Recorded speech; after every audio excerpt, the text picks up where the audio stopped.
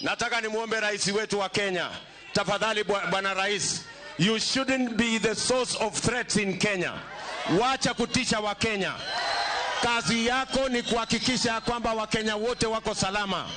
Wacha kutuambia ya kwamba tutakujua wewe ni rais. Sisi ndio tulikuchagua na tulikuchagua uwe rais wa Kenya.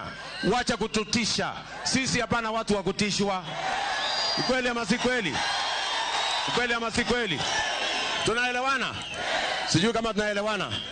Namwambia rafiki yangu Uhuru Kenyatta, my friend, please, wakati ulikuwa unahitaji watu wa kusimama na wewe, tulisimama na wewe to the man. Huyo kitendawili unatusukumia saa hizi, huyo ni jamaa ambaye amehangaisha Kenya na hata alikuhangaisha wewe. Hatuwezi kukubali wewe kutusukuma. Na mimi nataka nimwambie rais, wacha kuniletea maneno my friend. Unaniongelea nini? Sijui kama tunaelewana. Mr. President, please stop talking about me. Talk about your candidate.